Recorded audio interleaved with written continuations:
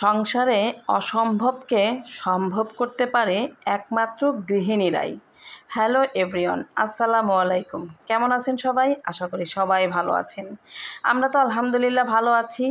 সব সময় তো আমরা মাছ মাংস খেয়ে থাকি, মুরগির ডিম রান্না করা ভুনা করা বিভিন্নভাবেই কিন্তু আমরা ডিম খেয়ে থাকি। আজকে হাঁসের ডিম ভুনা করব। কেন ভুনা করব সেই গল্প আজকে আপনাদের সাথে শেয়ার করব। এখন রান্না করব কি সেটা ভাবতে গেলেই মনে হয় ফ্রিজ থেকে এক প্যাকেট গরুর মাংস বের করে রান্না করি। আসলে গরুর মাংসও কিন্তু একঘেয়েমি হয়ে যায়, সেটা কিন্তু আমরা কোরবানি ঈদের মধ্যেই সেটা বুঝতে পারি। তাই আজকে কি রান্না করব ভেবে পাচ্ছিলাম না। সেদিন আপনাদের ভাইয়া এক খাঁচি হাঁসের ডিম নিয়ে এসেছে, আর এই হাঁসের ডিমগুলো অনেক বড় বড় ছিল, আর হাঁসের ডিমের ভর্তা খেতে কিন্তু অনেক ভালো লাগে। ভাবলাম আজকে হাঁসের ডিম যদি ভুনা করি তাহলে মন্দ হয় না। তাই লেগে গেলাম। 4 জনের জন্য 4টা ডিম সিদ্ধ করে তেলে ভেজে নিচ্ছি। তারপর পেঁয়াজ দিয়ে সুন্দর করে ভুনা করে নেব। হাঁসের ডিম আর মুরগির ডিম একটু কিন্তু তফাৎ আছেই বলা যায়। এটা যারা খান তারা নিশ্চয়ই বুঝেছেন যে আসলে এই পার্থক্য কোথায়। হাঁসের ডিমগুলো কিন্তু অনেক বড় বড় হয়, তার মধ্যে সুন্দর, কারো কাছে ভালো লাগে কারো কাছে মন্দ লাগে, একটা স্মেল থাকে। তো যাই হোক, ভুনা করার জন্য তেলের ভিতরে পেঁয়াজ, তেজপাতা, পেঁয়াজটা একটু লাল লাল হয়ে যাওয়ার পরে কিন্তু জিরা দিয়ে দিয়েছি। তারপরে এই তো আদা বাটা, পেঁয়াজ বাটা, রসুন বাটা, জিরা বাটা সব আস্তে আস্তে দিয়ে দিচ্ছি। আর এই দুপুরবেলা রান্না করতে করতে কিন্তু আমার বেশ খানিকটা দেরি হয়ে গেছে।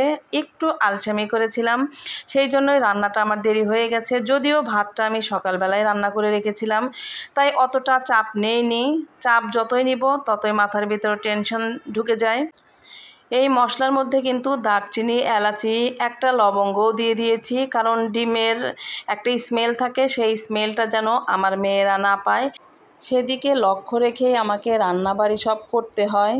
খুব সুন্দর একটা স্মেল বের হয়েছে, আর মেয়েদেরকে এই সুন্দর করে ডিম ভুনা করে দিলে তাদের কাছে অনেক ভালো লাগে। আর এই তো মোটামুটি লবণটা শেষের দিকে দিয়ে দিলাম, মানে মশলাগুলো ভালোভাবে কষিয়ে তারপরে লবণটা দিয়ে দিলাম। আর লবণটা স্বাদ মতো হয়েছে কিনা সেটা কিন্তু আবার যখন আমি একটু পানি দেব তখন আবার একটু চেক করে নেব। যাই হোক, মশলাটা মোটামুটি কষানো হয়ে গেছে, এখন ডিমগুলোকে দিয়ে দেব। ডিমগুলো দিয়ে দেওয়ার পর আবার একটু ভালোভাবে নাড়াচাড়া করে নেব। আর দেখতে পাচ্ছেন ডিমগুলো কিন্তু মাশাআল্লাহ অনেক বড় বড়, বেছে বেছে হাঁসের ডিমগুলো আনা হয়েছে। এখন ডিমগুলোকে মশলার সাথে আবার একটু কষিয়ে নেব। কষিয়ে নেওয়ার পরে পরিমাণ মতো ঝোল দিয়ে দেব। তবে ঝোল কিন্তু থাকবে না, ভুনা ভুনা টাইপের হয়ে যাবে, তবে একটু তো বলক তুলতে হবে, সেই পরিমাণ 1 বাটি পানি দিয়ে দিলাম। প্রত্যেক দিন একটাই চিন্তা থাকে সব কাজের পাশাপাশি, যে আমি আজকে কি নিয়ে ভিডিও তৈরি করব, তার ক্যাপশন কি থাকবে, এই সব কিছু নিয়েই কিন্তু সকালটা আমার শুরু হয়ে যায়। আর ফাঁকে ফাঁকে কোনো না কোনো বিষয় নিয়ে এরকম ভিডিও তৈরি করে থাকি। আজকে ভাবলাম যেহেতু হাঁসের ডিম ভুনা করা আপনাদের সাথে কখনো শেয়ার করিনি, তাই এটা আজকে ভিডিও করে আপনাদের সাথে শেয়ার করব। তো জানি না আপনাদের কাছে এই রেসিপিটি কেমন লাগলো। ভালো লাগলে অবশ্যই বাসায় একদিন হাঁসের ডিম ভুনা করে খেয়ে নেবেন। আর এই তো রান্নাটা আমার মোটামুটি শেষের দিকে, জিরা গুঁড়া দিয়ে দিচ্ছি, আবার একটু নাড়াচাড়া করে নামিয়ে ফেলবো। আমি তো ডিম ভুনাটা খাওয়ার পরে আপনাদের সাথে ভিডিওটি শেয়ার করলাম, আমাদের কাছে আলহামদুলিল্লাহ ভালো লেগেছিল।